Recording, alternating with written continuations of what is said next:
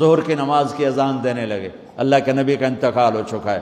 جب اشہد ان محمد پر پہنچے تو روتے روتے روتے آواز بند ہو گئی، اور جلدی سے اذان پوری کر کے نیچے آئے، کہا آج کے بعد قسم اٹھاتا ہوں اذان نہیں دوں گا، میرا نبی نہیں ہے تو اذان بھی نہیں ہے۔ اور حضرت ابو بکر سے اجازت لے کر جب وہ خلیفہ بن گئے، جہاد پہ چلے گئے، 6 مہینے تک آئے نہیں۔ لاکھوں صحابہ جہاد میں گئے، کسی کو میرے نبی خواب میں نہیں آئے، صرف بلال کو آئے۔ بلال، یہ کیا بے وفائی، ہم سے ملنا ہی چھوڑ دیا، ہمارے پاس آنا ہی چھوڑ دیا۔ آنکھ کھلی تو ان کو یوں لگا جیسے اللہ کے نبی زندہ بلا رہے ہیں، یا رسول اللہ میں آ گیا، یا رسول اللہ میں آ گیا، اور اسی وقت اونٹنی کو بھگایا۔ 21 دن کا سفر 7 دن میں کیا، 7 دن صرف نماز اور پیشاب کے لیے اترتے تھے اور بھگاتے بھگاتے بھگاتے۔ 8ویں دن جب مدینے میں پہنچے تو آتے شور مچایا، یا رسول اللہ میں آ گیا، یا رسول اللہ میں آ گیا۔ ان کے ذہن سے نکل گیا کہ آپ تو دنیا سے جا چکے ہیں۔ جب مسجد کے قریب پہنچے تو پھر تڑپ اٹھے اور چیخنے لگے کہ آپ تو ہیں ہی نہیں۔ پھر گئے سیدھے قبر پہ جا کے یوں قبر کو لپٹ گئے، یا رسول اللہ میں تو آ گیا ہوں، آپ کہاں ہیں؟ یا رسول اللہ میں تو آ گیا ہوں، آپ کہاں ہیں؟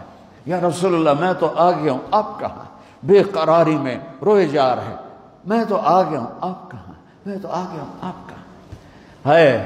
نماز کا وقت داخل ہو گیا۔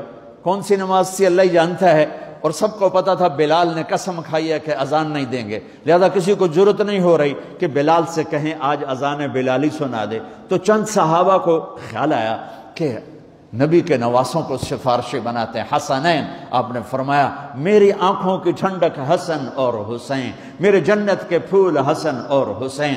تو صحابہ آئے بچوں کے پاس، حسن حسین، کہ بچوں آج کسی کی نہیں چلے گی، تم بلال سے کہو اذان دیں۔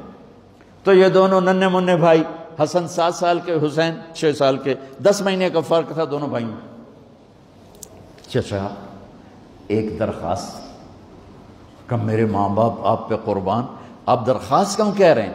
آپ امر کریں، آپ حکم کریں۔ کہنے لگے جیسے آپ ہمارے نانا کے لیے اذان دیتے تھے آج ہمارے لیے دے دو۔ تو ایک دم وہ رونے لگے بلال، کہا ہائے میرے بچوں، میں نے قسم اٹھائی تھی کہ میں اللہ کے نبی کے بعد کبھی اذان نہیں دوں گا، لیکن تم پہ تو ہزاروں قسمیں قربان ہیں، میں اپنی قسم توڑتا ہوں اور اذان دیتا ہوں۔